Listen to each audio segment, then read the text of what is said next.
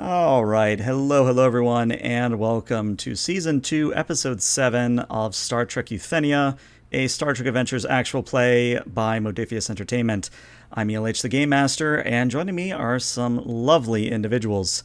Quick few announcements at the top of the show. If you haven't already checked out the Sunday Avatar game, the VODs for that will be available probably tomorrow or tonight. I haven't really figured out when I'm going to do the editing, but they'll be available soon.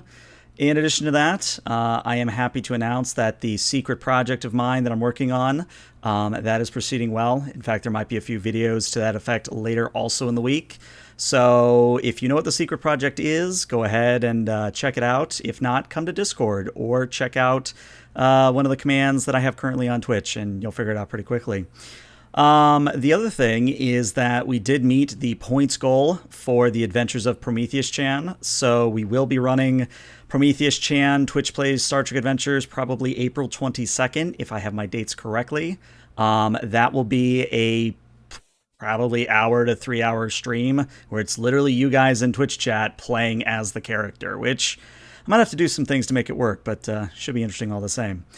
But that's enough for me. Let's hear from the players, starting with Aaron. Hey guys, super happy to be back again with this Star Trek stuff. I love it. Tonight I'm playing Captain Williams, the human commanding officer of the USS Euthenia, an all-around stand-up guy.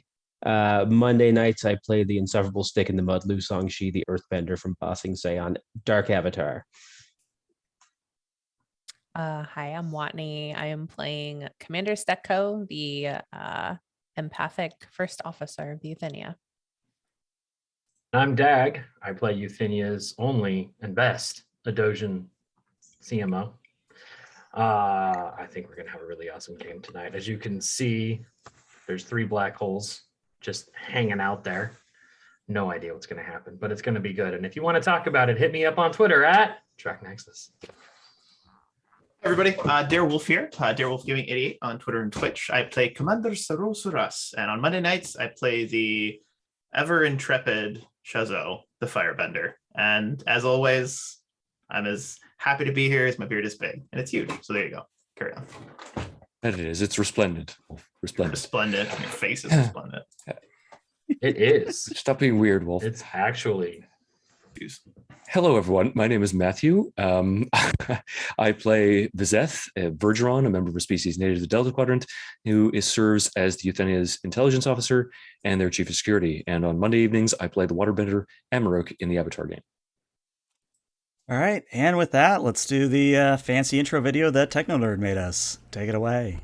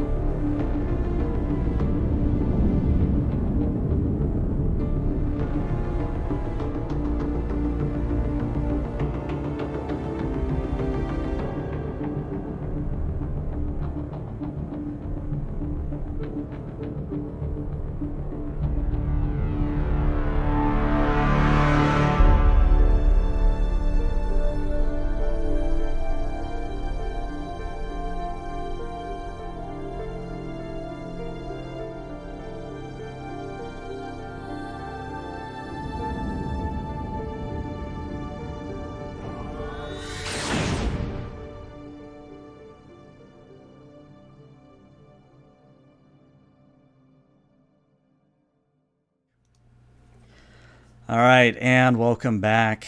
We have a tradition around here that the players do an opening log, and Mr. Williams, I believe you as captain have the supplemental to describe why there's 3 black holes out there in a trinary system and an additional basically K-class or O-class star hanging out as well. So take it away, Captain. Glad to. Captain's Log Supplemental. Some encouraging news in the form of a message from the engineers of the Phoenix provided us with potential new avenues home.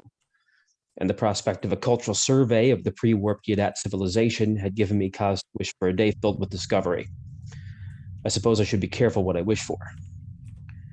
Our presence in the Yadat system caused an idle Borg probe to investigate, and we were forced to defend ourselves. But our problems were only beginning. A transwarp aperture was also present in the system, and we were forced to enter and collapse it to save ourselves and potentially the system from a Borg incursion. After some of the greatest piloting I've ever seen by Commander Stetko, we sacrificed the Shikaris escorts to seal the aperture on the opposite side. We emerged to normal space near where we were pulled into the Delta Quadrant to begin with three black holes, a single planet, and no ability to enter warp. It seems clear that these are more of Void's people, and Viseth's primal reaction seems to confirm this. Ovalis says they are her gods and can return her to her realm, and I suppose we'll find out. I intend to attempt communication, but have told Viseth to stand by on the wave motion cannon all the same. End log. All right, you may have I'm a sorry momentum. that I was overhearing you and sneaking in. You said Delta Quadrant. I believe we are in the Beta Quadrant. Just wanted to clarify for anyone else reading the log. And then, like Commander Saras disappears. It is one of those things we're kind of on the border of the Delta Beta anyway, so close enough. But yeah, hey, you also get a momentum from chats. You're up to 2. Hey, Love you, Aaron. But yeah, as you may or may not can see on the screen right now, there's 3 black holes and kind of a trinary arrangement that are circling one another. And there's that O-class star that is, according to sensors, not actually an O-class star. But I believe where we're going to begin is you last called for a channel to be open, Captain. And yes. Dorothy will report that the channel is indeed open. Okay. Well, here goes nothing. To anyone who may be receiving me, this is Captain R.J. Williams of the Federation starship Euthenia. Please respond. Dorothy kind of looks around and goes, we're transmitting, but they're not really, unless they're on a wavelength I can't detect. Nothing so far, sir. Hang on a moment. And is Avala still on the bridge? She is. She's still kind of doing her prayers, but at this point, I would like to imagine she's no longer next to you in the command chair. Like somebody has escorted her a little bit farther away from your chair. I think I'd like to motion for her to come back. Okay. And in fact, to let her know that if they're out there, they can hear her. So if she wants to pray, do so. All right. In that case, I now get to make Matthew cringe as I do good old Lovecraftian. So Avalis holds her arms out to either side, palms upwards, and says, Yiganath Tikflugna. The silver key is in my hand.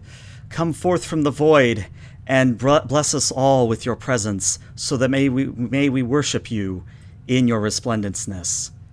And Dorothy kind of cocks her head to the side and says, all right, sir. And she points at the view screen. And what you see is that O-class star. In aperture, a whirlpool is opening up on the side of it. And much like the eye of a hurricane, it is quite literally tearing open the holographic shell of the star. And you can see into where that neutronium sphere that is projecting the star is located. And one word comes over the comms. And it is in a voice which echoes not only in your ears, but in your mind as well. And it is simply, enter.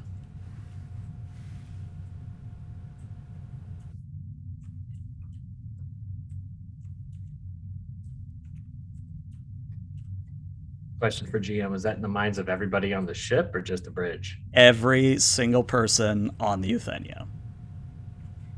Captain, if I may, I am not one to shirk away from adventure or, how do you say, exploring the unknown, but this gives me the heebie-jeebies. It's a scientific appraisal, Russ, but I tend to agree with you. GM, the name of the crewman that's actually not a crewman, but is in fact potentially one of these folks. Void is masquerading as Crewman Tillian. Tillian. Over the comms comes a general command from sickbay. This is the CMO to the Euthenia crew. As standard procedure, if anybody is feeling distress over the most recent telepathic intrusion, please feel free to come by sickbay for a scan and analysis. Sickbay out. Excellent. And I think the captain's going to tap his comm badge and say, Captain Williams to crewman Tillian. And there's no reply. But Saras, if I remember correctly, Saras, you had exited the bridge.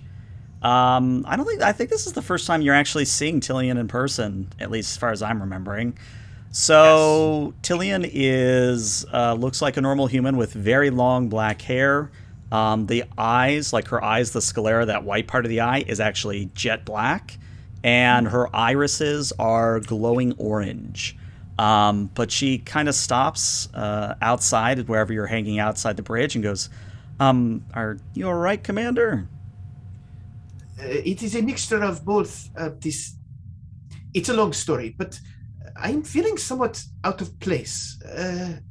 Now, out of character, GM, do I know she's one of these potential creatures, or am I not aware of that? Don't believe the captain or Stetko has told anyone about that, so no, you don't have any idea. Yes. Well, I must say I appreciate your concern, but I'll be fine. And I would actually like to return to the bridge if possible. Sure. And I would like to head to the science station. Okay. And I would like to make a scan, and I'll walk past, walk in. Captain, if I may, I would like to perform a close-range scan upon this portal that is opened, just to ensure there's no dangerous radiation or anything of that nature. Of course. And that would be what? Insight or control? Control science? It would be reason science, and Euthenia will assist you with a sensor science. The difficulty on this will be a 2. All right, I can do that. Using a focus, yeah. Survey science. Right, well, that's always one way to start. Another complication. And don't worry, Chad, I did see the other thing that you threw in there. So, all right, there is 2 successes with the complication. So you are able to confirm that you can approach the neutronium sphere that is projecting the hologram without fear of, like, the Euthenia getting crushed. But that's the extent of what you're getting, as in the immediate space around the neutronium sphere inside. It doesn't make sense. I mean, quite literally, your sensors are spitting out everything in the book, like, oh, it's the middle of an ion storm. Oh, it's the middle of, a plasma relay. Or, oh, it's, some esoteric thing that makes 0 sense. But your best guess, it's a rift to somewhere. Captain, these center readings are very strange. Would there be any reason for a Baskin-Robbins to be inside of this portal? No, I take it back. It's a Tim Hortons. No, wait, no, it's a nebula. No, wait. Captain, I am picking up a multitude of different signatures from inside here. I cannot make heads or tails of it. And I think at that, the captain's going to turn to Commander Stetko and ask, are you getting any emanations of intelligence from that thing? Is it an entity or merely a vessel? Right now, I'm overwhelmed with the same feeling I got the first time we were here. It's hard to get heads or tails of anything in that vein right now.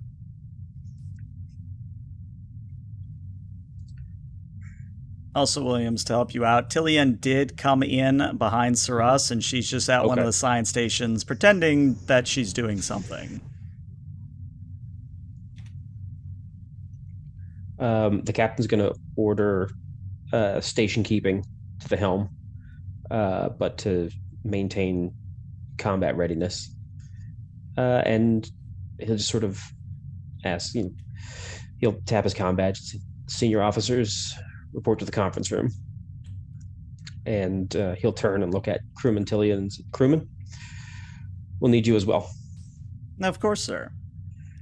And we segue into the conference room, where hopefully I have tokens set up. Nope, I don't. Good job, me.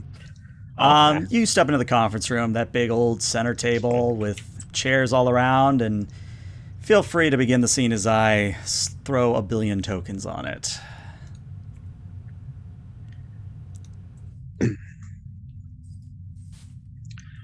I think the captain's just going to look at Statco again and say, I think it's time we tell them.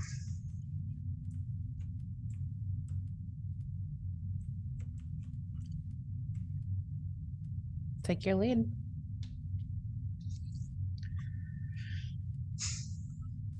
Any time now would be nice. Captain, I don't know if this is really the time or place for this sort of reveal. I understand that you have very strong feelings, and that is completely acceptable. But, you know, I feel... Yes. It's just listen. Oh, okay.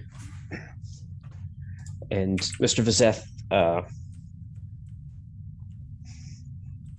want you to try to react as rationally as you can to what you're about to hear. I feel like That does not bode well. No.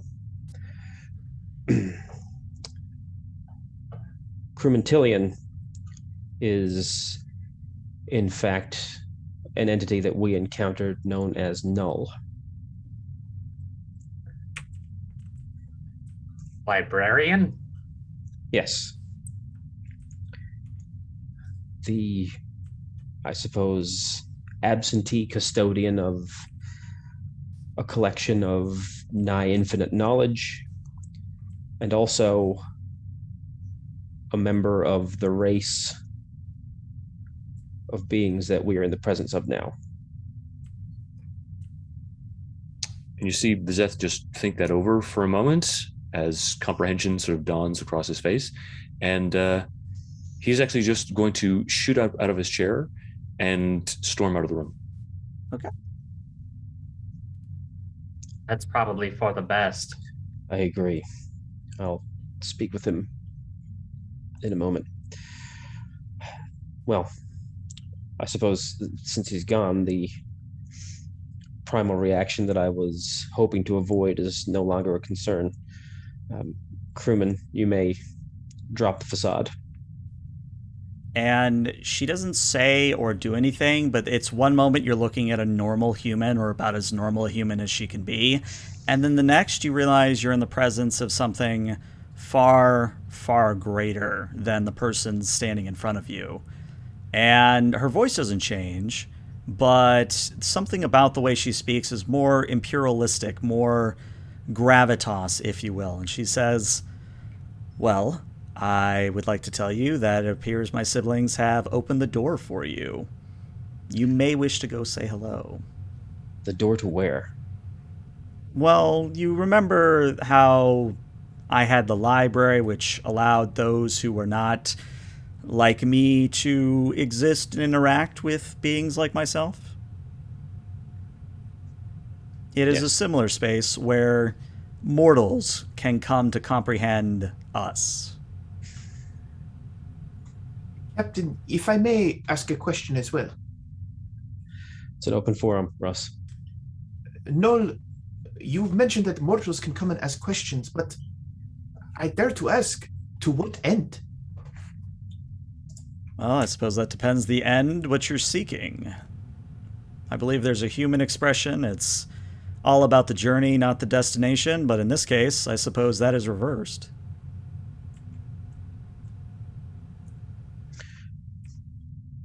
We've been in this part of space before, Null, and there weren't 3 of your kind here before. Well, they probably noticed I went missing and came to investigate. I think it's just happenstance that we've ended up back here. So Russ is frowning this entire time and looks genuinely displeased with what's just been said.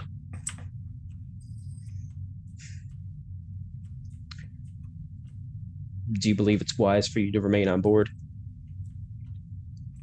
Well, I suppose that depends on how you deal with my siblings. If you anger them or end things on not great terms, then I'll simply leave to prevent them from harping on after you.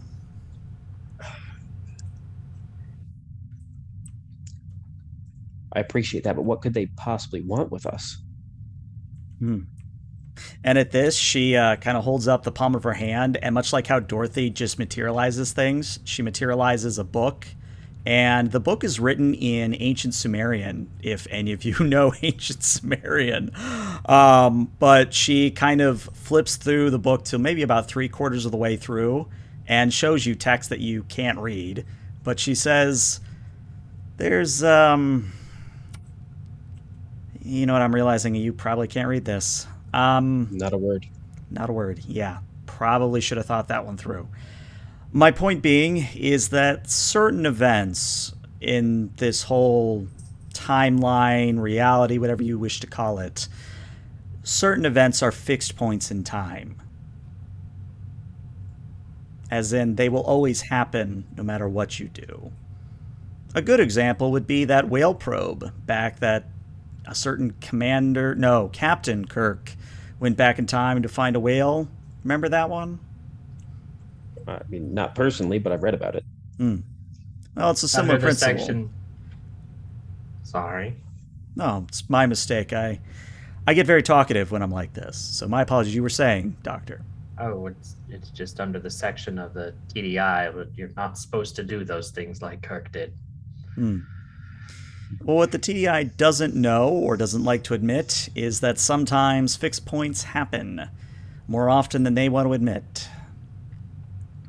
But what I'm eager to tell you all is that this isn't a fixed point in time. Yes, you arriving back here was, but what you do from here, that's up to you.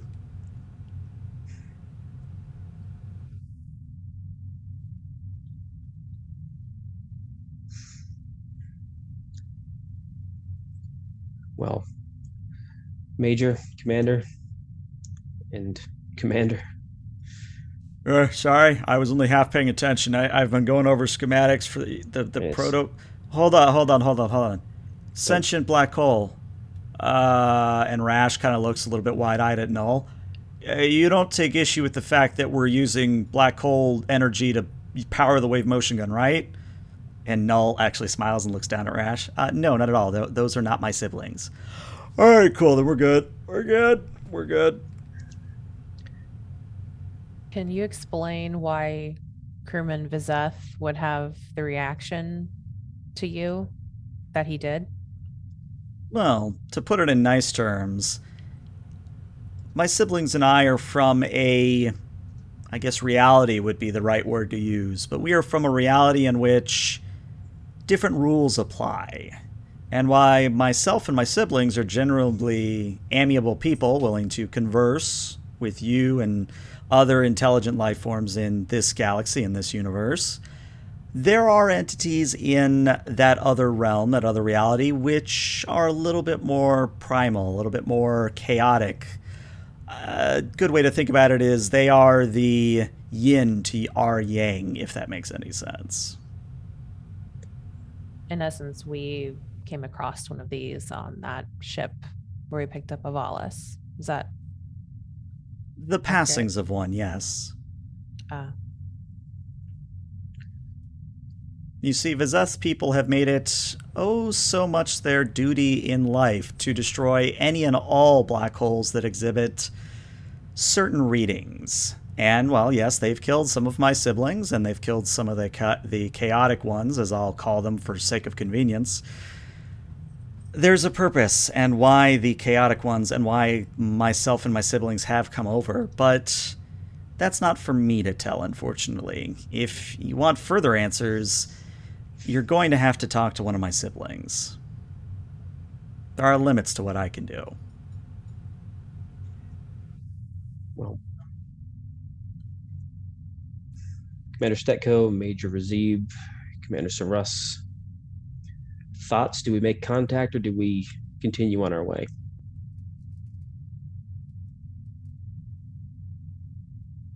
I'm a little unsure about the safety of the project I've been running in sickbay, Captain. If we proceed into their realm, it could have adverse effects. Captain, would I be out of line if I would request to get Vizeth's opinion on this matter?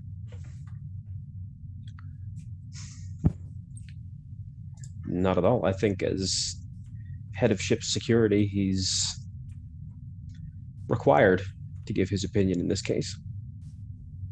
Would it be possible to call him back into this meeting then? I don't believe he'll return willingly if Null remains. For the moment,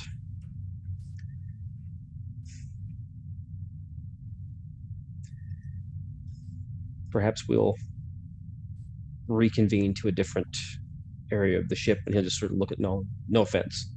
None taken.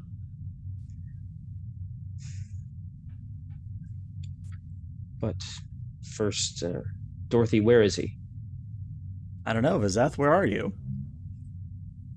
He's just returned to the bridge. Okay. Dorothy reports that.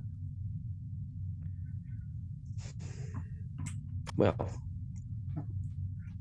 will you all, unorthodox as it is, will you all come with me out of the conference room and join me in my ready room? Bye. Hey, Captain. And I think as the captain exits, he'll make his way past Ensign Vizeth's station, saying, Ensign, I'd like to see you in my ready room. Will it be there? No. At your leisure, Captain. And we quickly hop over to the Euthenia's ready room, which is somehow not as crowded as the conference room. I'm going to have to fix that later. But there you go. You all step into the ready room.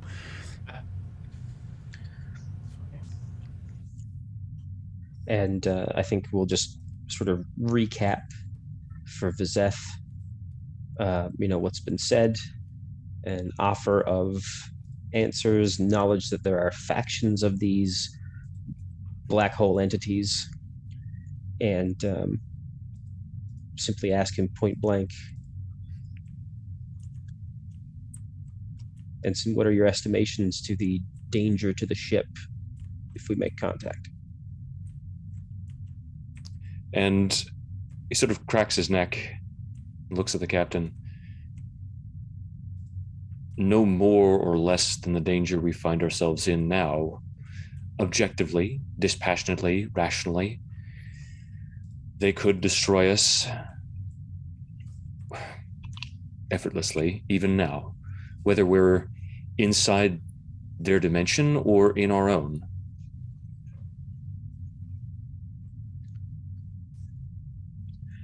I know it may not mean much, but Null seems to have,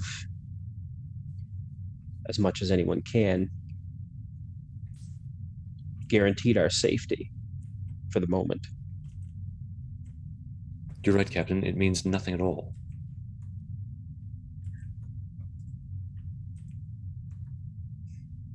Do you not believe that a member of a sentient species could divert from its nature?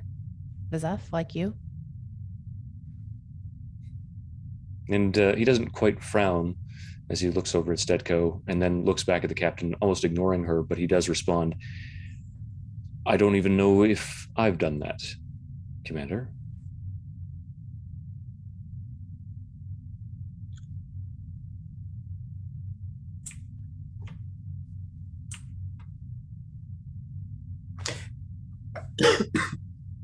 Captain, I am always one for investigating the unknown, but these creatures, they remind me of the logs I've read from Captain Picard with regards to the Q.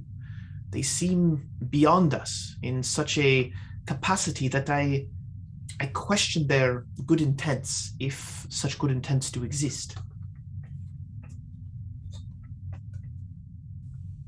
Watney, since I have a complication, that dread, that overwhelming weight on your shoulder, your mental faculties, all that, there is a sudden spike which causes you to drop to one knee. If you're standing, if you're sitting, you nearly fall over your chair, but it is a spike that is unlike anything you've felt before. If I had to make a comparison, which probably won't make sense if you've never done it before, but It's the difference between breaking your leg and breaking your femur, if you know the difference there. And if you don't, well, breaking the femur is the most horrific and most painful thing you can do. Yeah, so she falls down. Now, you're still conscious, to be clear, and it only lasts for about 5 seconds, but you go down. Veeb is immediately up and attentive. So Russ would move to assist as well. Yeah, I think the captain would also stand and sort of hurry over. Is there anything she gets like during this, like any new information, or is it simply an amplification?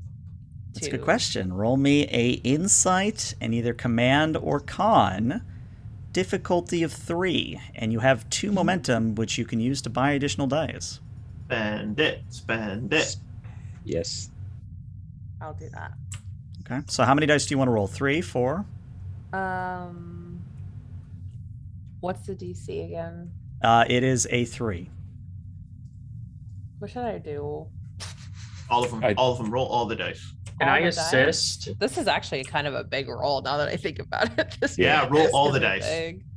This Can I thing you clutched. assist with a reason medicine by using the tricorder to try and focus any neuroelectric flux into something that makes more sense or stabilize it? I'll allow it, but it's going to increase the complication range significantly. Well, it's always complicated when I perform stuff with Stetco. It's a meme for a reason. Okay, so how much actually, can I roll? Razib will actually call that out. It'll be, Commander, your neuroelectric processes are in flux. I'm gonna try to stabilize them, and then you can either say yes or no, which would be turning down the assist out of character. Yeah, she would say yes to that. Okay. Said that helped. So then, I'm actually going to say daring medicine for you, Dr. Razib.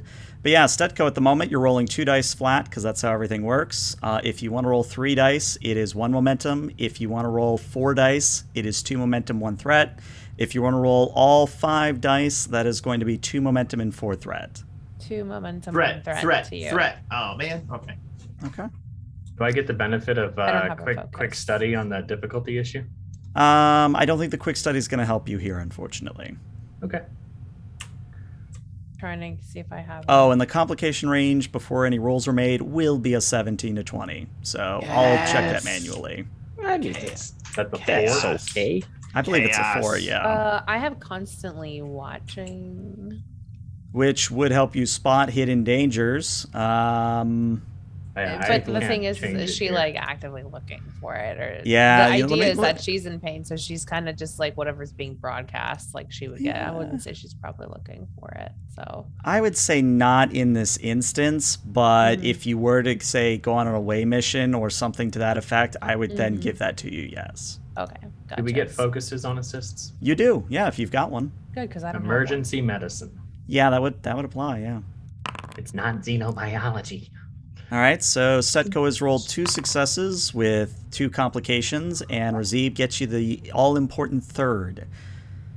Why do we keep doing this, Wadi? Why do we keep rolling complications for you with Razib? Do we just... I rolled the complication, not him. Yeah, but he's involved, so... Okay, all right, so here's what's going to happen. Whatever. And this is actually going to be perhaps a turning point in everything you've thought of. That presence, again, you know it's coming from the Great Galactic Barrier, the barrier around the Milky Way. You know it's coming from beyond that. But in that spike of pain, that spike of dread, whatever you wish to term it, you sense something new, and it is an overwhelming fear. And because Razib helped you, I'm going to say that when you, still in pain, you look out the window of the ready room and you see the black holes, that fear increases tremendously. And that's actually going to be one of the complications, and you can feel free to roleplay this as much as you'd like, but you're going to have some residual fear. Like, whatever your worst phobia is in real life, imagining you're having to work through that for the next scene. And the other complication is going to be Razib. Your tricorder breaks. So, okay, so just to be clear here, out of character, Yes. she is receiving that something else is feeling fear. Tremendous fear, yes. And because it's so strong, she's starting to actually feel it herself. Correct. Gotcha. So, okay. So is the pain like kind of over, like subsided, and Yeah, now it's she's subsiding dealing at this with the point, after yeah. effects? Okay, so she grabs Razib by his shoulders and like needs his uniform, and then looks out the window, and she touches where her phaser is on her hip,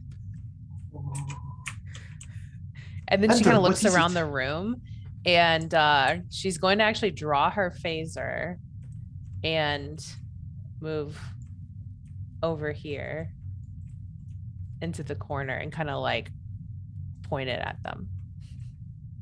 As soon as he sees her going for that phaser, Vizeth is going to do the same and point it right back at her. Yeah, pretty much.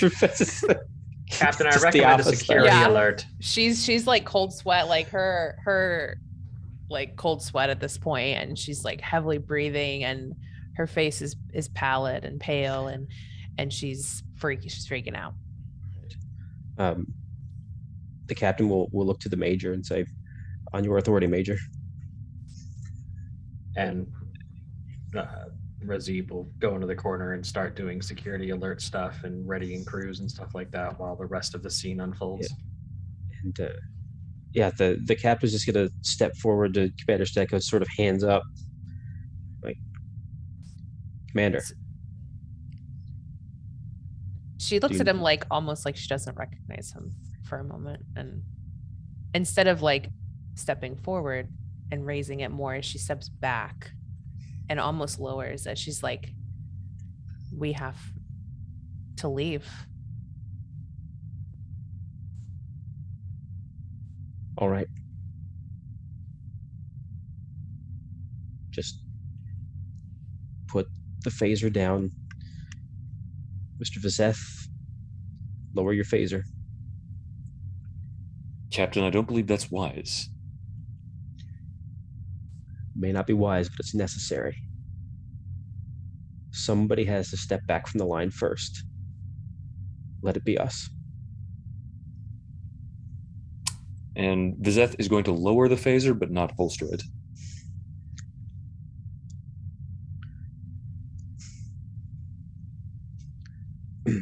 Now, Commander, if you'd be so kind, put the phaser down. She's kind of holding it up with both hands, and then her arm is shaking. She looks back out the window at the scene of the 3 black holes, kind of looks behind her shoulder to see if maybe like Null came in. No, Null didn't Probably come in, hasn't. but what I would tell you is that now that you're no longer in that moment of pain and your brain, though terrified, is still working on all that adrenaline, you realize that whatever's out there past the barrier, it's afraid of the black holes. Mm-hmm. And what you do with that information, I leave to you, but the more you stare at the 3 black holes outside, the more you realize how much fear this entity has about those 3. Okay.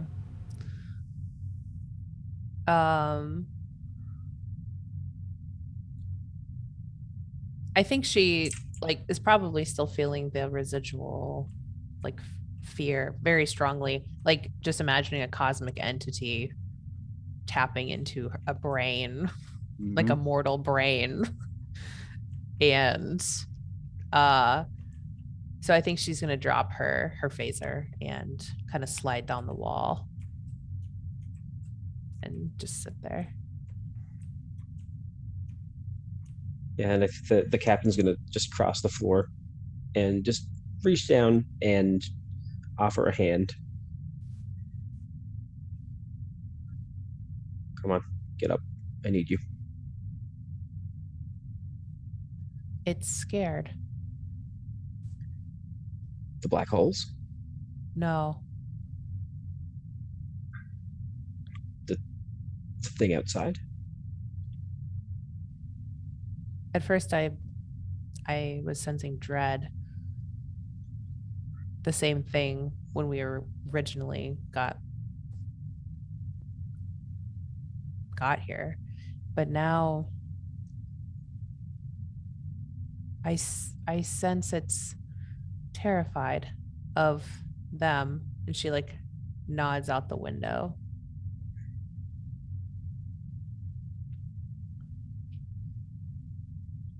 Out of character, we never determined what that thing was beyond the edge of like the galaxy, right?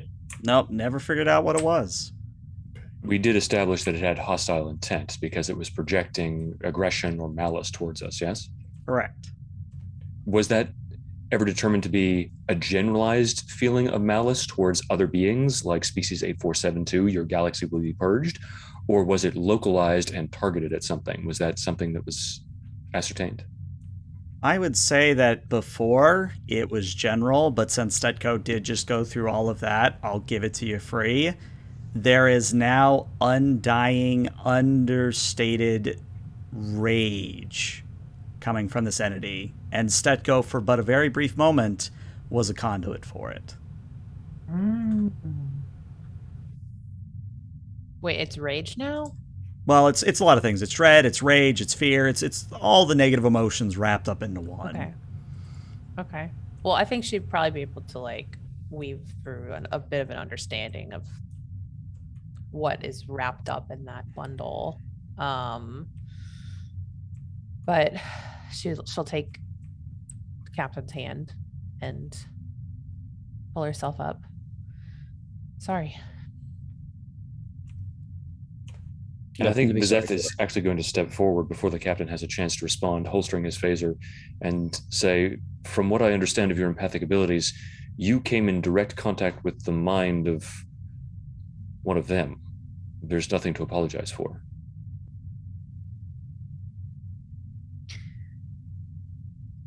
The further we got from the galactic barrier, the less interference there was. I considered myself a liability until we reached a certain distance.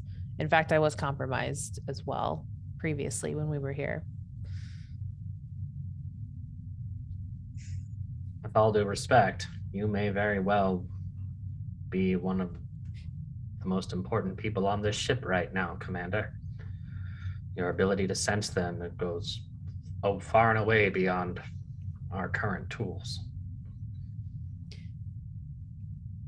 Hopefully I can be of value, but I'm not sure I should be allowed to be anywhere near sensitive equipment or information. Vizeth is chief of security. If you do anything weird, he'll kill you. And Vizeth just nods. Again, I'm not sure anyone would know, or I would even know if I was compromised. Let me get a neuroelectric tab on you. It'll let us know if your alpha fluxes change. And Rash actually hands you her tricorder. It says, there you go, Major. Her. Yeah. It's not your medical fare, but it'll do. He'll tap into it and get the slot to open so he can pull out a pulse tab and configure it. And then he'll slowly make his way across the ready room and just apply it to the temple of the commander. So as that's all happening, I think Rash kind of leans up and yawns again and then kind of motions at Saras and says, come on, Saras, this is one of those moments where you've got to provide a little bit of levity because that's not a good vibe that they're having right now. Saras's tail is all floofed up and he's not bringing levity in this moment. He looks uncomfortable. Because I believe Null had mentioned that we met one of her kind aboard that vessel, or at least a fraction of her kind. The quote-unquote Satan that we ran into, correct? She said that it was one of the passing of entities from her reality, yes. Yeah, that makes Sarus nervous. He is quietly contemplative and doesn't hear Rash in this moment. I think Rash maybe notices that and goes, all right, well, that's a first. All right, well, I'm just going to sit here because nobody's asked me engineering opinions, so I'll be here. Dorothy, wake me up if anything happens. Captain. Well, before you go to sleep, Commander, how long until we're warp capable? It depends how many meetings you drag me into. Get to work. Aye, sir. And Rash, could you use any assistance in engineering to repair the warp drive? I could use a distraction in this moment. I suppose, but really, there's only so much you can do. I just, how's you? I mean, yeah, sure. You know what? Come along. Let's get you some fresh air. It's less of a do you need help and please get me out of this meeting. Yeah, she's picking up on that. Vibe So Rash, she's giving off, yeah. Yeah, Rash picks up on that and like maybe comically reaches up and takes one of your hands and says, "All right, kitty, come on." And Sarus and Rash, I think you both step out at that point. Yeah. Come on, kitty. That's hilarious. We'll step back just to make more space. And as he steps next to Vizeth is going to just turn over to the doctor. Doctor, do you believe that you should escort the commander to sickbay to run a more thorough diagnostic? I believe that I will trust the commander to let me know. Right now, I'm monitoring the alpha flux rate. If it goes off through any unhappy margins, I'll make sure to subdue her. What will this no effects, help Commander. detect exactly? It's tracking your GABA flux patterns. You have a normal neuroelectric curve, and if anything becomes unstable, even for a tenth of a nanosecond, it'll blip on the tricorder, and we'll be able to test for a positive or a false positive. But those neuroelectric currents are what define you as you. If something takes you over, it can't parallel those neuroelectrics without just being you.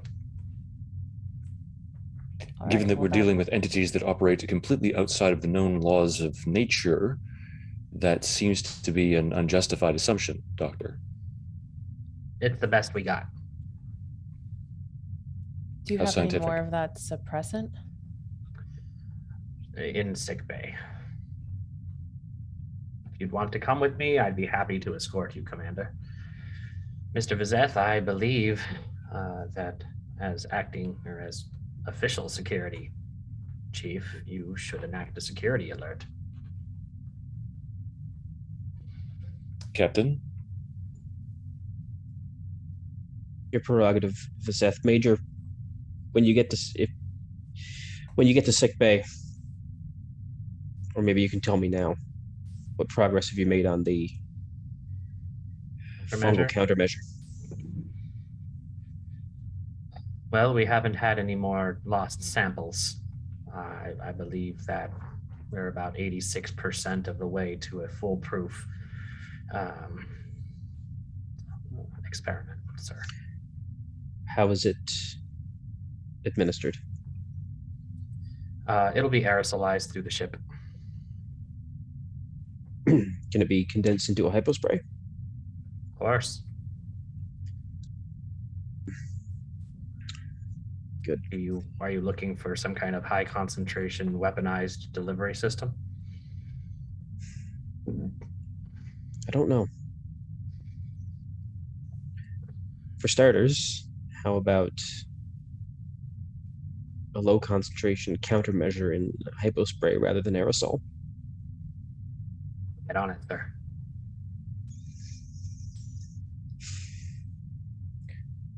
All right, you're dismissed. Commander? She'll follow Razib out. So Razib steps out, Stetko steps out. Vizeth, do you linger? I think Vizeth is going to head to the door, but after it closes behind the other two, he's just going to turn over to the captain.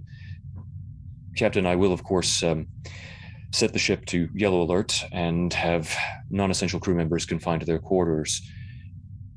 And he looks down at the floor, up at the commander.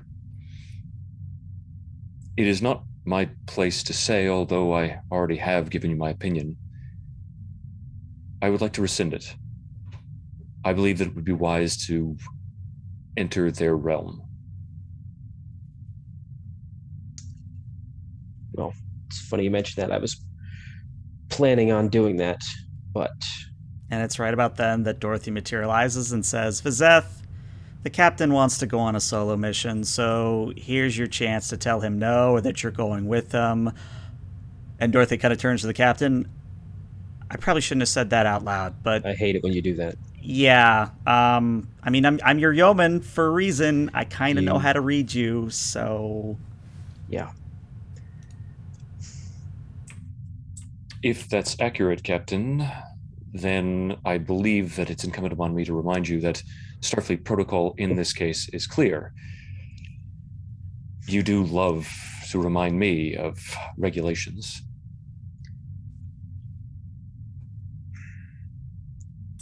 There's a Vulcan proverb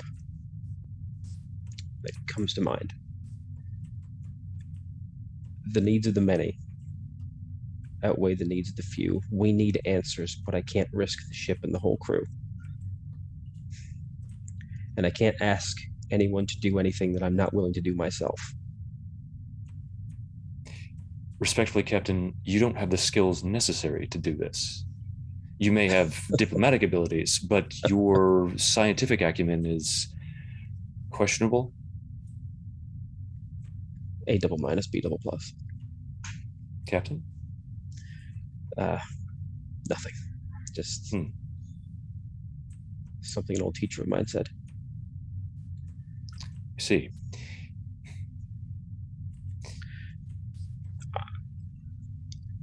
I can't order you to do this. I know what they mean to you and your people. I don't want to put you in that position. And I don't want to put the ship in danger. Captain, if there is anything that my people fear, it is them. And if there is anything in this universe that I truly hate, for everything that they've taken from me, it's them. But I'm not going to be a slave, not to my people, and not to my irrational feelings. So if you will have me, I will join you. I think the captain will nod, and he'll just hit the sort of ship-wide communication. Say, all hands, this is the captain. Red alert, battle stations, and secure from general quarters. And as red alert happens across the ship, that's where we're going to take our 5 to 10 minute break. We'll be back shortly, everybody. Stick around.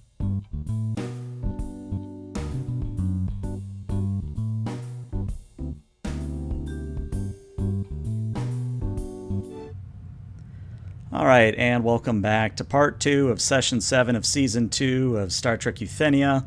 If you're just joining us, well, there's been a lot said about whether or not to interact with the trinary black holes that may or may not be sentient outside the Euthenia.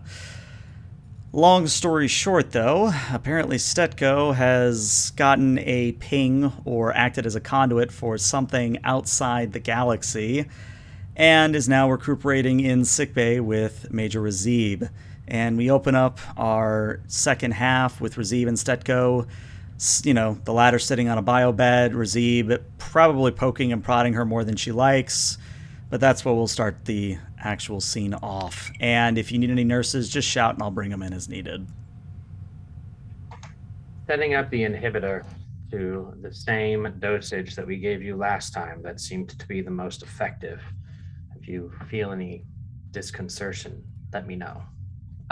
Before he does that, she kind of like grabs his wrist and just looks up at him and just like hangs her head. I don't want to do this again.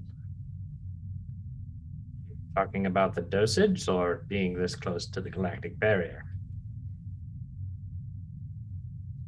All of it.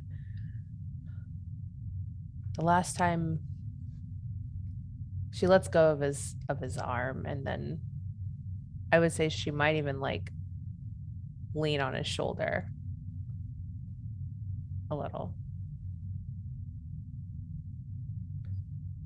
He will put one arm around her shoulder because that is what he understands as closeness. The last time we were here, I couldn't do my job. I couldn't do anything. And I thought that was done. I thought when we finally reached a far enough distance that I was back to normal. But now we're back here, and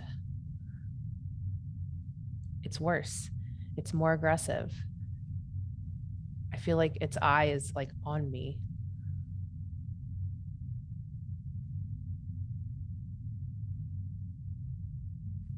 There is enough in my logs to try and convince the captain to set a course away from all of here under a medical order.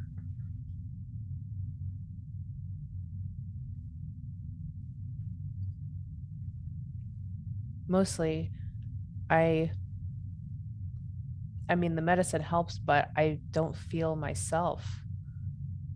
The thing that makes me me is gone. My biggest strength is suddenly erased.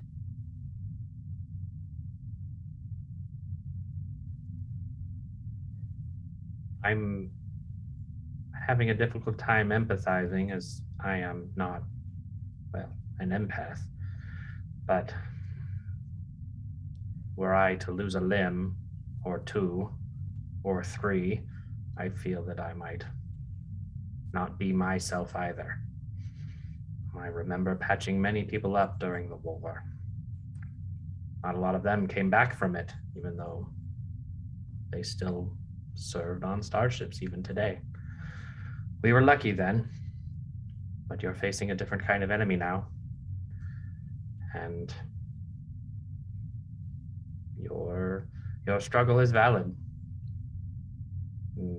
Your senses are invaluable in this area, but if you feel like you cannot serve in your capacities here, maybe it is time that we stop trying to get involved in all of the affairs in this area and set a course for home. Captain without a first officer, ship without a first officer is half a ship, some might say.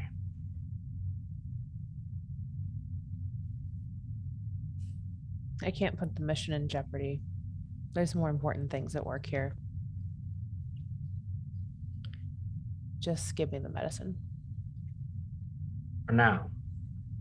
But I'm going to keep a close eye on you, Commander, and I still intend to report my collected findings to the captain and give a pointed direction after this mission is concluded.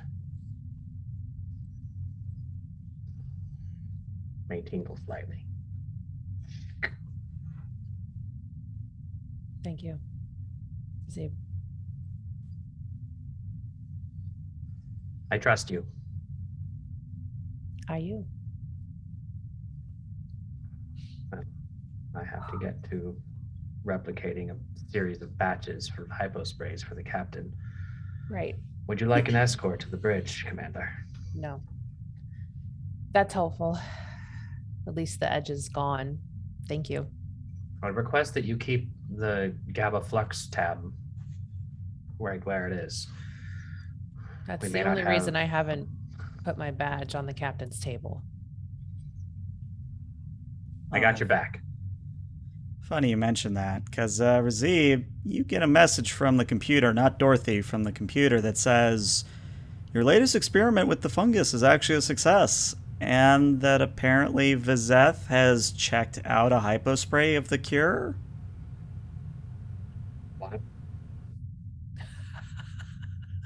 And it's right about then that Stetko, as you start to look at Razib and wondering what he's doing, Dorothy materializes and says, "Well, Commander Stetko, I am, this was supposed to be the captain's job, but, I'm his yeoman, so I gotta do it.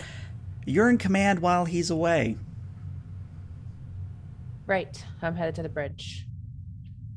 Oh, I thought that was gonna trigger more of a response. Okay. I'm the second in command, Dorothy. Oh, right, but I don't know, the fact that the captain is just not here. You know what? I'm not going to push the point. Yes, sir. Oh yeah, I forgot she doesn't know. Sorry, this medicine. Did you say the captain left? With Vizeth, yes. Took Where? one of the remaining Type 9s and God. headed for the portal.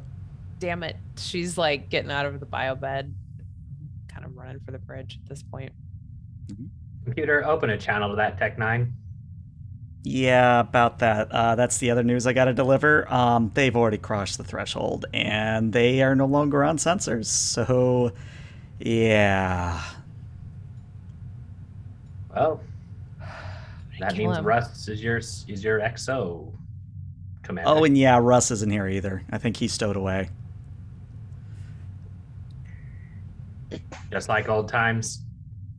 Steko like raises her arms as the doors open for her to exit. She's like, "Who else is on this ship?" "I'm on the ship, ma'am." "Shut up, Tim. Nobody cares about you." "I care about me." And as we transition away to somewhere that almost defies explanation, because as I said, the shuttlecraft containing Razib, the captain, and, well, Sarus is a stowaway, you've crossed the threshold into something that I don't even think Lovecraft could have tried to explain, but I'll do my best. The moment you pass the portal, you no longer see space as you understand it outside. Instead, what you see is an ever-shifting maw of colors and shapes and entities that defy the ability of your brain to comprehend them. One moment you're seeing cubes flying through the void, glowing like a Borg cube might, and the next they turn into a torus. The next they turn into some fourth-dimensional shape that your brain, it protests that it's having to even process the sight of this thing. You see several black holes, or what you understand as black holes, except there are tentacles or ephemeral sort of phalanges coming off of the aura from each of the black holes. And the shuttle itself is no longer moving. In fact, you've come to a direct stop, and as far as sensors are concerned, it can't comprehend what's outside. If Sarus were here, which he can identify the fact that he is here in the moment, this doesn't make sense. Everything that... It's almost to the point that the computer is overloading or triggering safety shutoffs because it can't understand what's out there, and your brain's almost at that same level. And that's what you see, and that's the scene as we'll start it. I think the captain will actually begin by shutting down the active scanners to prevent the computer from just going kaput. A moment later, the scanners turn back on. You hear, "Captain, it would be easier for me to do my job if you kept the scanners on." Russ? "Yes, Captain. What the hell are you doing here? I figured you needed a science officer for all of the crazy science." And Vizeth is going to turn to the captain. "Please, in this instance, Captain, tell me that you are going to punish him for violating regulations. You let him off the last time." If we ever get out of this. And I think Vizeth is actually just going to reach over the tactical console, and can he close the blast shutters so that we don't have a visual of the surrounding area? If you want, yeah. He is going to do that, yes. All right. Shutter closes. All right. Well, they said we could communicate and comprehend in here. So, and the captain's just going to open a channel.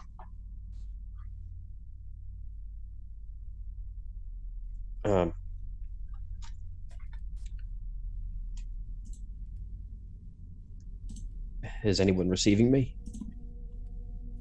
There's a pause, and then there's a literal knock on the back of the shuttle where the entrance ramp is. Russ has his tricorder out and will scan that back entrance for life forms. You're not detecting any life forms, but you are detecting a Class M atmosphere. Well, Captain, I have good news. There is a Class M atmosphere on the other side of this doorway. Captain, given that we can't trust any of the sensor readings and that they were anomalous when we entered it, I don't think we should take any unnecessary risks. Right, so. You may wish to don environmental suits. Yes. Quite so. Yeah, the captain's going to suit up. Russ will as well. And I think uncharacteristically, Vizeth is going to as well. Okay. And once we all are, what I'd like to do is, so that sort of little aft portion of the shuttle that almost acts like a little porch. Mm-hmm. They'll all sort of crowd in there, and the captain will have an environmental force field erected behind them. Okay. To do as much as he can to prevent any possibility of damage to the interior of the shuttle and depressurize the section they're in and open the hatch. All right. And when you open the hatch, you find that you're not in space anymore. You're on a rolling hill of green with a tree just at the top of one of the nearest hills. You look back and you see that the shuttle has safely landed. It's just kind of sitting in the grass, and the winds sort of sweep over the bits of foliage that are here. The leaves in the trees rustle, and if you look up at the sky, it's maybe about mid-afternoon. There's a storm rolling in, and there's several pinpricks of light that are providing illumination. But what's probably most interesting to you is the fact that there is a new entity, or at least someone that you don't know, that is currently there. He stands about 6'3". He has shoulder-length black and white hair. The white is kind of in a tuft up towards the front, almost stylized and kind of a comb-over. But he has the same noticeable black sclera and the orange illuminated irises. And as you all step out and he sees you, he simply says, "Well, welcome, crew of the Euthenia. My name is..." And when he says his name, it's weird. Your brain recognizes that he says something, but your brain refuses to recognize it as a name. If you were to go and consult your tricorder, if you were to go and consult your comm badge, it too would refuse to give a comprehensible name that came out of that. In fact, if you do check your tricorder, you see that it just says name invalid.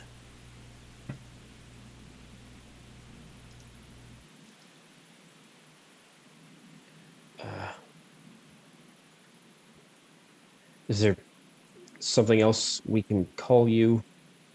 I can't understand your name. I see that your Cation officer there is playing with his tricorder. I quite like that invalid thing that keeps coming up. I quite like that. Yes, invalid will do nicely. Very well. Invalid. I'm Captain Williams. This is Ensign Vizeth and Commander Saras.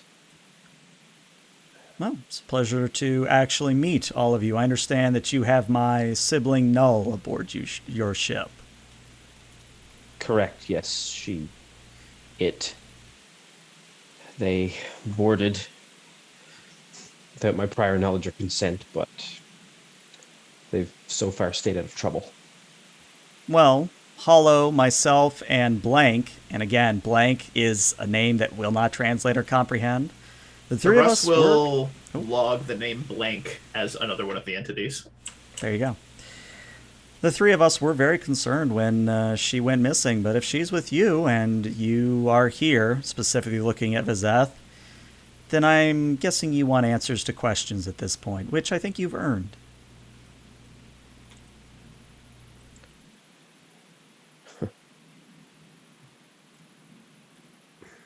What lies beyond the barrier? to the galaxy. Hmm. Without even asking permission, he just goes for it. Go for it. Yep. So I can answer that question for you, or I can have someone who was actually there when this all happened give you a better side of the story. This prevarication is meaningless and frustrating. Can you simply provide us with a direct answer to our questions, whether it's from you, such as you are, or whatever entity you were referring to? It's an entity I think that Starfleet has known for quite a while. Isn't that right, Carl? And older gentleman wearing a tweed suit, blue shirt, black tie, bowler hat, wrinkles all about the face, gray hair peeking out from the hat. Gentleman steps out and says, "Yeah, my name's Carl, but I think, Captain, you probably know who I am." Do I? Add a character, Captain, you would know that Carl is a name that the Guardian of Forever has gone by. Oh. Are you that Carl? Indeed, I am. And Invalid, I must say that you've done wonders with the place. And Invalid chuckles and says, "Well, the last time we had visitors, there was that whole extraplanar problem, but more to the point, Carl, if you could answer their question." Carl chuckles himself and says, "Right, so I'm sure you all are aware of Q." Well, Yes. Q once came to me when he was young, whatever young means for a Q, and he asked me to show him something that the universe had never seen before. So I reached beyond to this realm, motioning around, and showed him the entity known as Zero. Now, at the time, young Q thought that, oh, this is brand new, and I see a new entity that I get to interact with, and made quick friends with Zero. But the fatal mistake was that he asked to bring Zero to this universe. I tried to stop him, of course. I did my best to hold Zero at bay. But young Q pulled Zero through anyway, thus sundering the connection, or the barrier, between our two realities. I won't bore you with the long details. Q can explain them if he so wishes, but long story short, the entity that is outside the Milky Way, the reason the barrier is there, and the reason there's a barrier at the center of the Milky Way, outside is Zero. Inside, at the center, is a now dead god of all, as he was once known.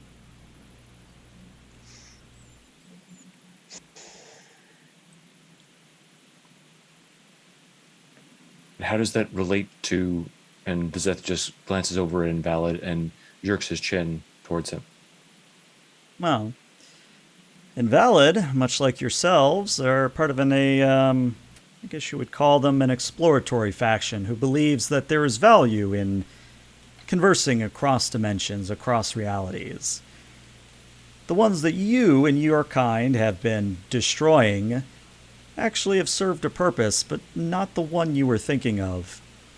You see, most of the, and Carl does air quotes, black holes that you have destroyed, or rather your species has destroyed, those were ways of keeping Zero at bay.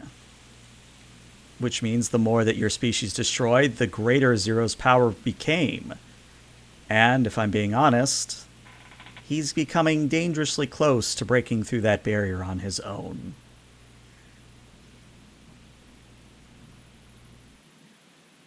The entities destroyed by my people have been demonstrably hostile towards us, towards all sapient life that they've encountered. They destroyed my vessel.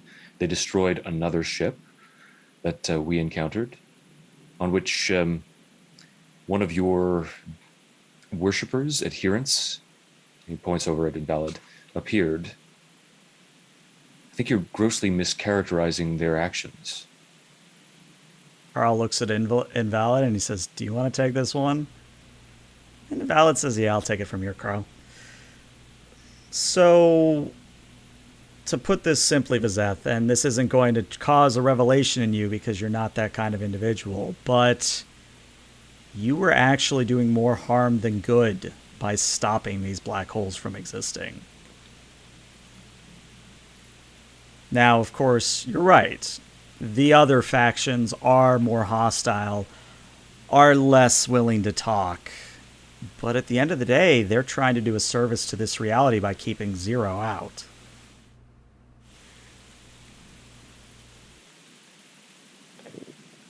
But at the cost of countless other lives of native inhabitants of this reality? Invalid laughs and says, well, Captain, I believe you said it yourself before coming here. The needs of the many outweigh the needs of the few. And Why was not that just take him back? Why not just put him back where he was? And Carl speaks up and says, that's kind of my fault, actually. When the barrier was shattered, it was shattered forever. There is no way of sealing the reality back up. Again, I warned Q, but did he listen? No. And there's no way to kill him? Like this deceased deity in the middle of the galaxy? Zero is... And Carl hesitates and Invalid picks up. Zero is the progenitor of us all. Very similar to the Greek myths of chaos. Created an entire Greek pantheon, as it were. We have some of his abilities, but we cannot strike him down unless we all cooperate, and as you probably can tell, we're not exactly cooperating right now.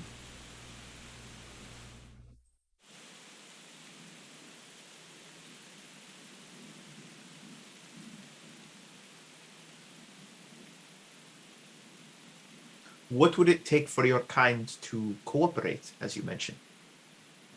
Well, for one, his people need to stop blowing up black holes indiscriminately, pointing at Vizeth. Even if I could stop them, it's doubtful that I would.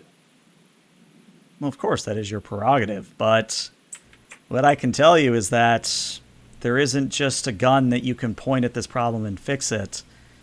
No, you're going to have to do what Starfleet does best, and find a diplomatic way of getting Vizeth's people, the Vergeron, to stop doing what they're doing.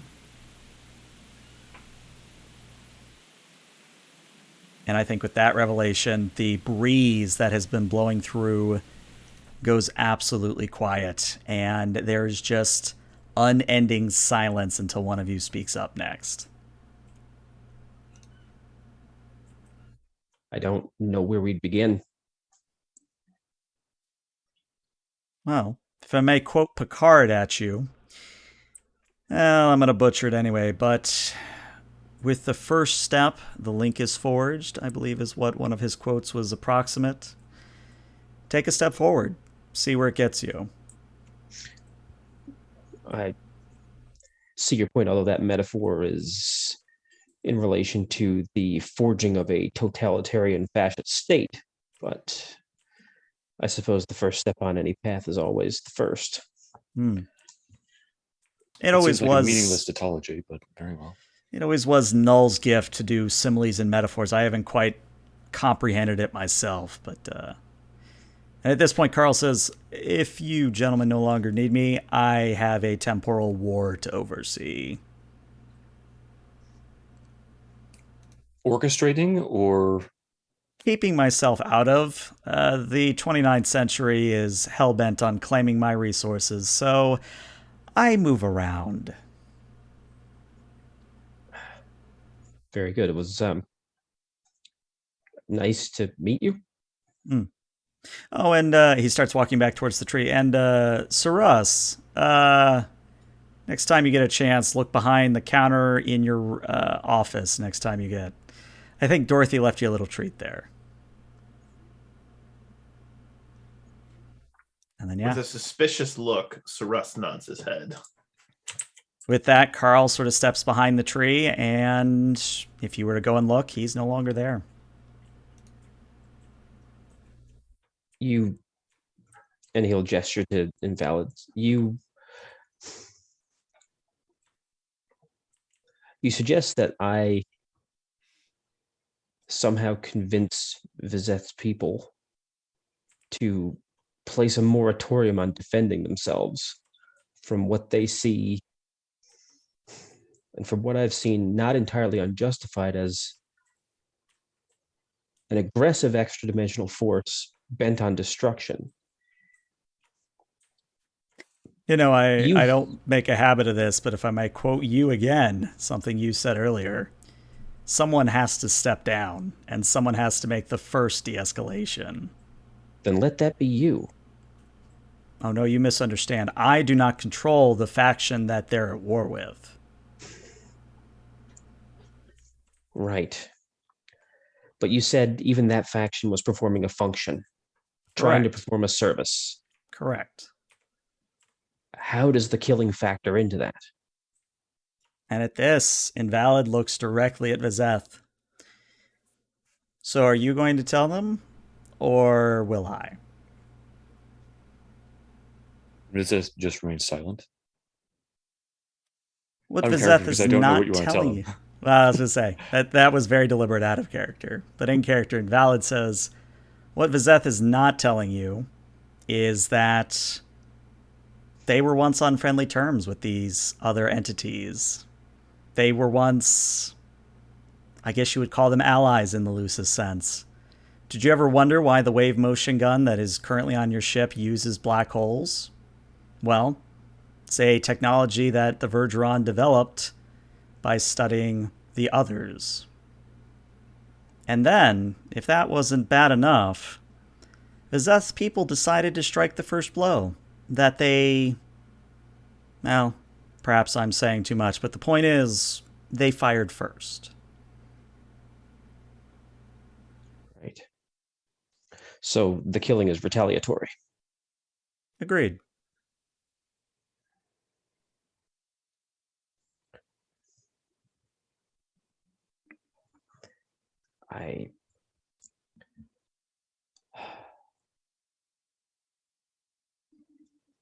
Regardless, it doesn't matter how it started. How long has it been going on?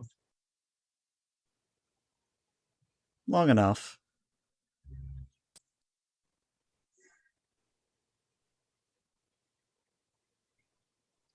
Well, Vizeth's people are also hostile towards us. We've had reason to engage them in the past. Well, if your Federation can make peace with 8472, if it can bridge the gap between the Klingons and the Cardassians and the Romulans, I have faith in you, Captain. I think you can do it. And Vizeth, for the first time, actually laughs at that. And it is something of a genuine laugh.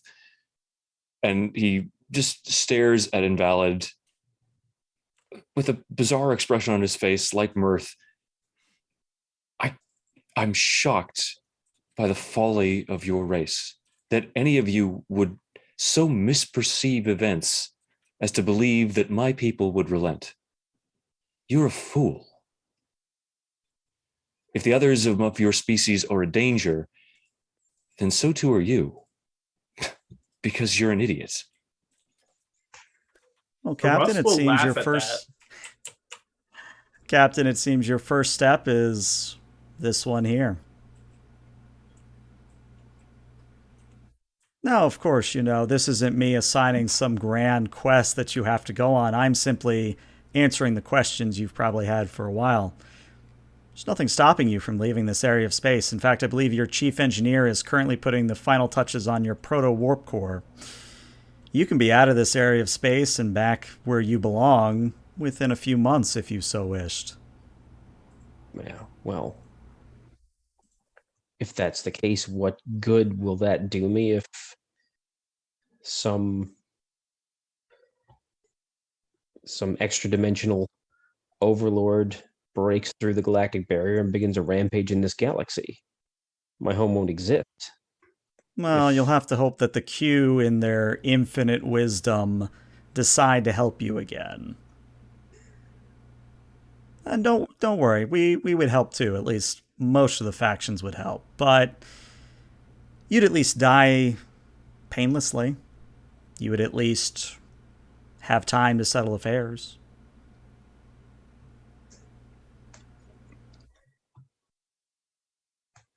So you are giving us the illusion of choice then. You say we can leave, but if we are to leave, it is inevitable death.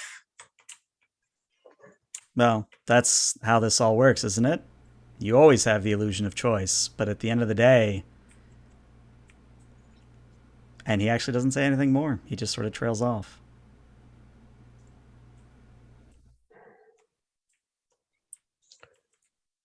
Well, he'll turn to Viseth and Saras in turn and say, do you have any more questions for this entity? No, but Game Master, if possible, Yo. I would like to have been taking as many scans of these entities and of this area as possible, or that I am allowed to, or like the scanners will. I know you've mentioned that we can't really scan anything, but if it's allowing me to, I want to get as many readings as possible. Just what I The yeah, you don't have to do that right basis- now, just in general. Well, no, it's a good thing to note. So my comparison for that is, do you remember the episode of Voyager where Quinn takes the crew of, well, takes Janeway, Chakotay, etc. to the Q Continuum? Do you remember that episode? I do. Very, Okay. very, very vividly. Yes. So it's sort of like that, where it's not a gas station in the middle of nowhere, but it's kind of one of those things where, as far as your scanner's concerned, you're in a grassy set of rolling hills with a tree kind of a thing. We see what our minds would make sense of. That makes Correct. I get what you mean. Yes. Yeah. Okay. Okay. Fair enough. No problem. No, but good thinking. It's very good that you're doing so. Thank you. I do actually have a question, Captain. Proceed. Turning back to Invalid, your people are fractured into these different factions. Why have you not unified to destroy mine? With your combined forces, you could.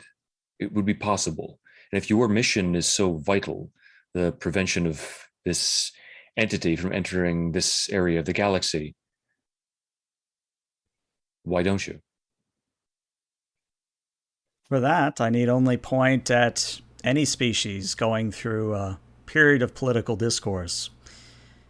In fact, if I may again prey upon the captain species, humans in particular were quite fractured until your World War III or the eugenics wars. It wasn't until after that that you came together as a species.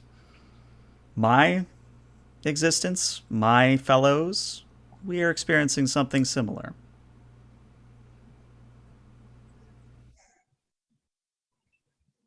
Then a question does arise. Why do you care? Is this entity a threat to you as well? Would it wipe you out if it entered into this part of the galaxy? How could that be if you were from another plane of existence? Well, if your doctor were here, I'd point at him, but as he's not... You're not going to believe this, Mr. Viseth, but I'll say it anyway. Some of us don't like seeing the lesser species eliminated for something that isn't their fault.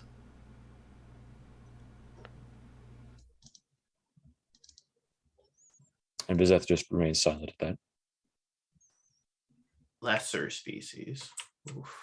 Well, if there were a better term to use, I'd use it, but that was the quickest one I could think of. Ooh. Right. Well, certainly given us a lot to think about. Indeed.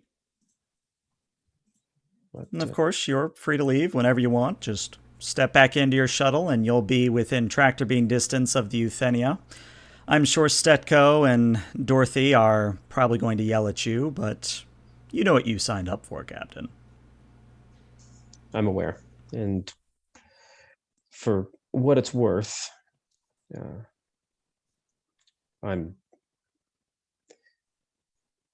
well, it was nice to have met you. Likewise. Oh, and one last thing. Tell Null that she can stay with you if she wants, but we could use her back home. I'll pass the message along. Valid nods and turns away to face, put his back to you, kind of waves over his shoulder, and then almost like a ghost just starts walking forward and begins fading away until he's no longer there.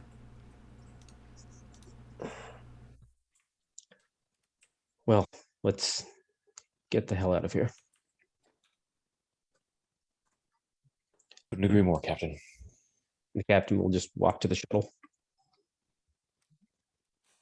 The moment all three of you are inside the shuttle and the hatch is closed and the shuttle is powered back up, we turn to the bridge of the Euthenia, where at the moment, Stetko, you're in the big chair, and you are getting daily reports, or not daily, you are getting rapid reports from not only Avalis in her strange worshipping way, but also from your yeoman, Dorothy. And Dorothy says, okay, Commander, they're back. They're literally off our bow. GM Raziv is also in the Exo's place. Noted.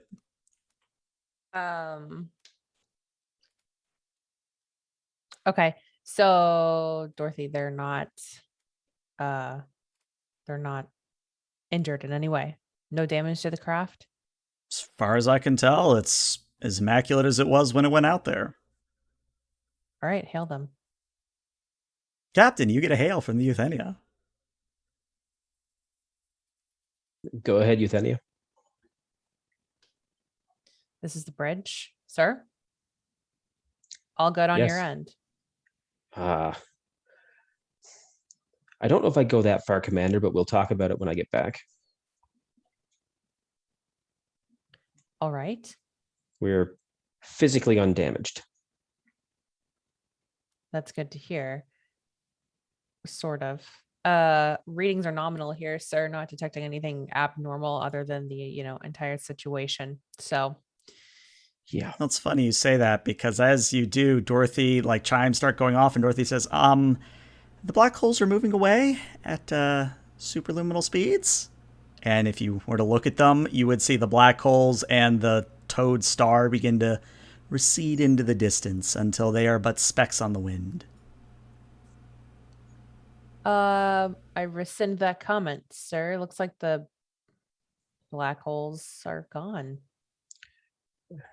We see it, Commander. It's, like I said, a long story. With this change in such a massive change in the surrounding area, is there anything she's feeling regarding the dread fear combination bundle of bad feelings that the galactic barrier that lies beyond the galactic barrier? Is it not focused on them? Is it still there? Any shift there? As the black holes move away, that feeling of fear lessens until it is no longer even registering for you.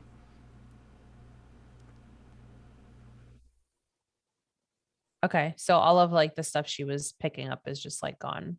It's severely lessened. You're not picking up fear. You're still feeling the dread. You're still feeling maybe a little anger, but it's definitely more bearable.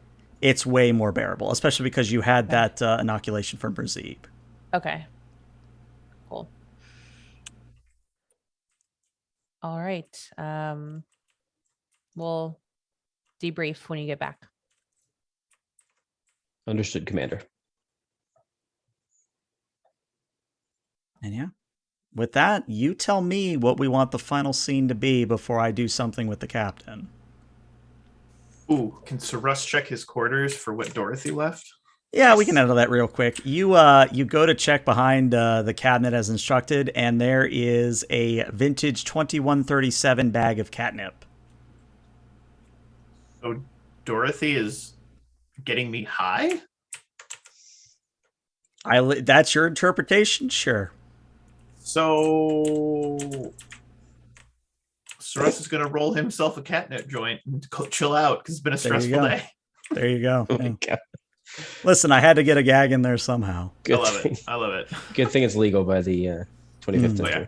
I'm still going to have to mark it on or YouTube, post. but whatever. I'll mark it. It's not a big Oh, deal. my bad, everybody. My bad. No, Sorry. you're good. We were going to have to do it anyway.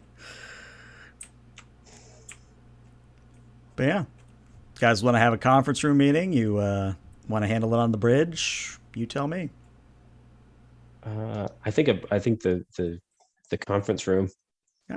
is the appropriate place. Then to the conference room we shall journey.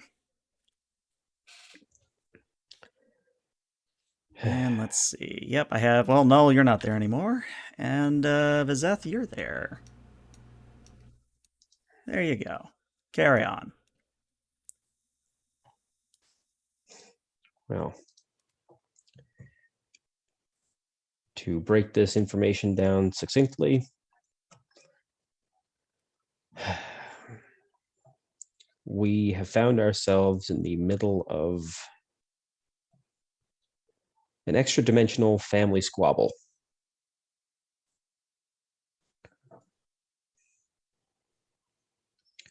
The entity beyond the galactic barrier is the progenitor of all of the black hole entities we've encountered thus far.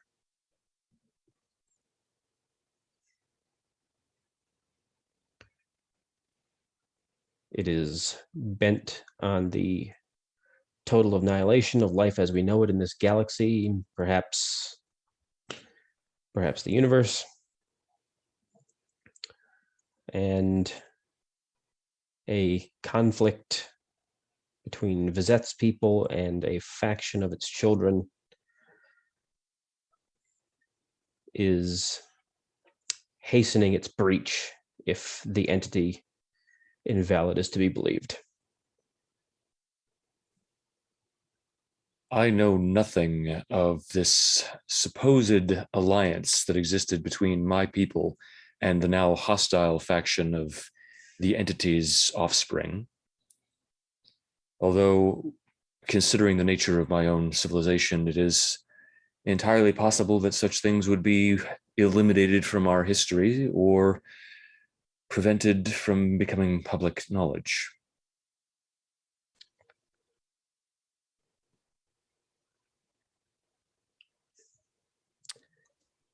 So us solving this just delays the inevitable of the barrier breach? Well, us putting an end to hostilities, if possible, would, from what I understand,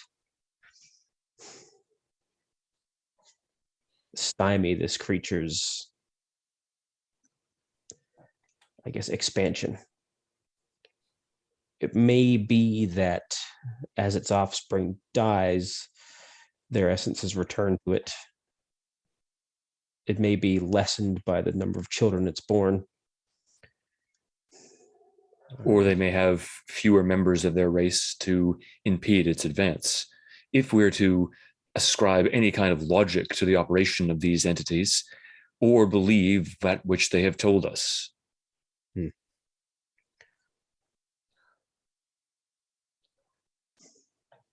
So in essence, they are protecting us from what lies beyond They say they their are. God.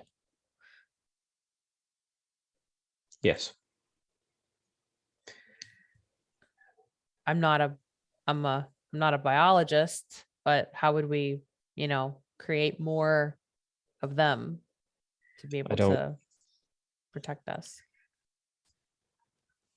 Well, don't with know a what mommy the and daddy black hole, they kind of do. boy. Yeah.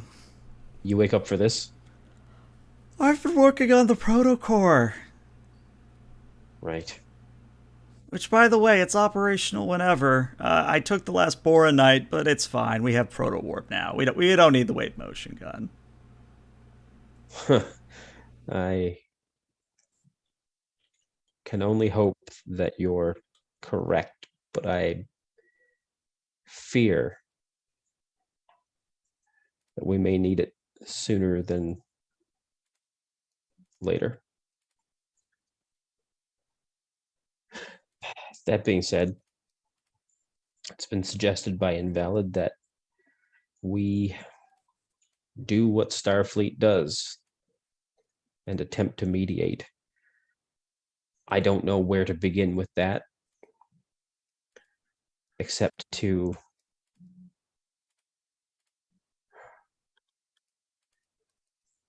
approach the Vergeron themselves. Although I can't foresee that ending in any way other than conflict. That would be a very wise supposition, Captain.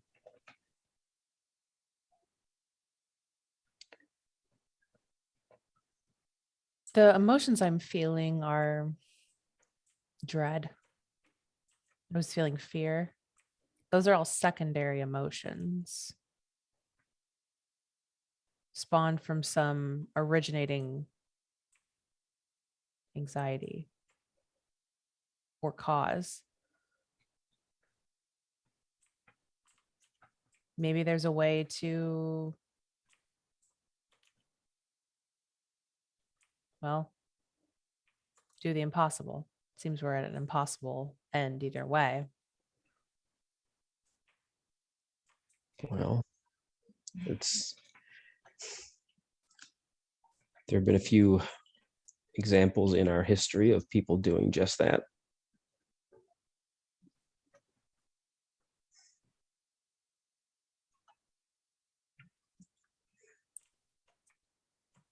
So, Captain, is it your...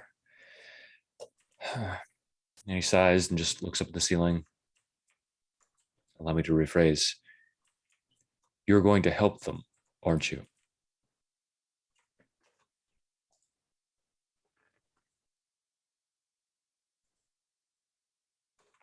Mm.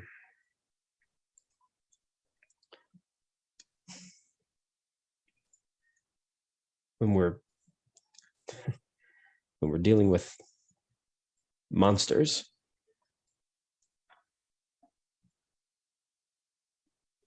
sometimes you have to stop the killing or you lose the war.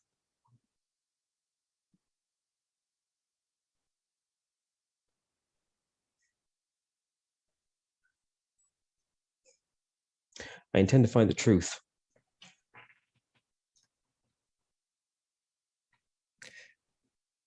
Then, Captain, on that mission at least, I can join you. It's good because I will need you. And he looks around the table. I'll need all of you. Can I count on you? Of course, Captain. We are with you.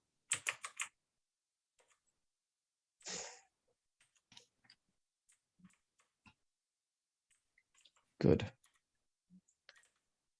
Well, I don't know about you, but I want to get the hell away from this place. So let's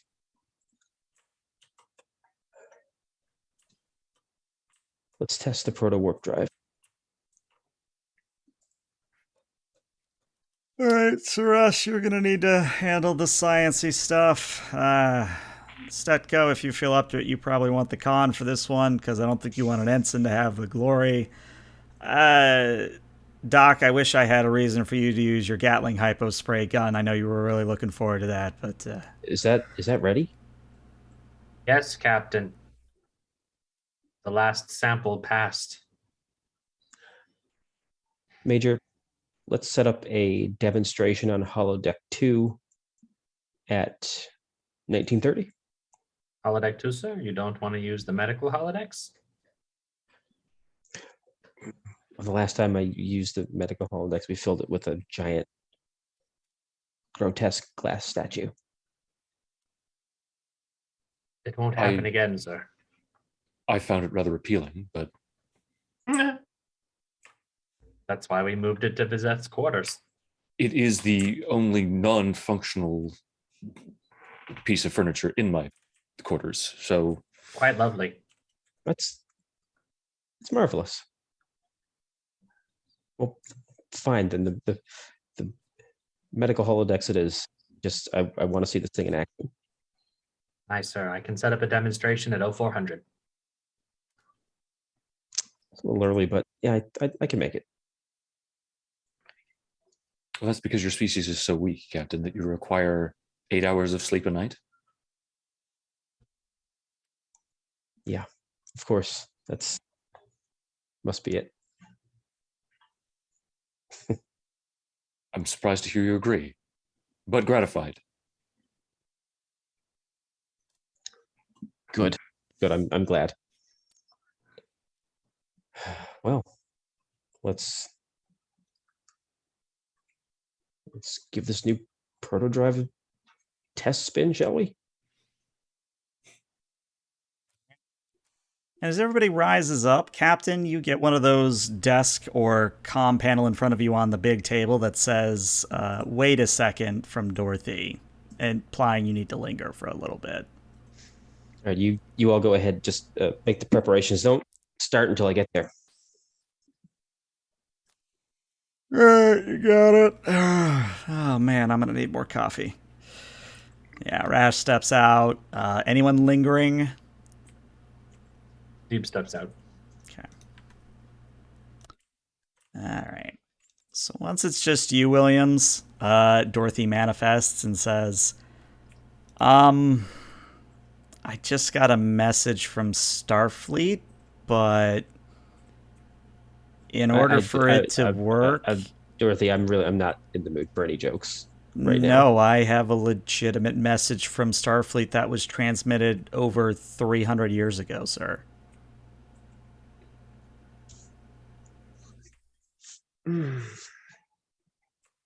All right. What do we need? Maybe it's best I just play the message. And Dorothy disappears. Sure. You see a very familiar face. It is none other than Fleet Admiral Ignitrix herself, although 300 years ago, she was but a commander wearing a blue science uniform.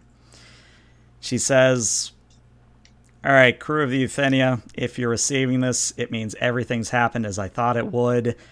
I've taken the liberty of redirecting one of our Antares frigates to head out in your direction. Based on the time you should be receiving this, and if the Antares freighter didn't break down on the way, you should be able to intercept them at the following coordinates and have a large number of resources to work with. And you're not wrong. It is quite impossible, but that's what Starfleet does. We do the impossible. Ignitrix out. And Dorothy reappears and says, I don't like her. I don't like her at all. Yeah, I don't think we're allowed to say that about a superior officer. I'm going to do it. Put me on reprimand, sir. I do not like her. No, I'll let it slide this once. But as far as I can tell, sir, these coordinates are within Proto Warp. We could be there within a few seconds if we really wanted to.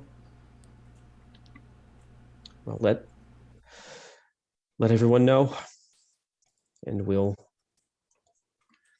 see what left us.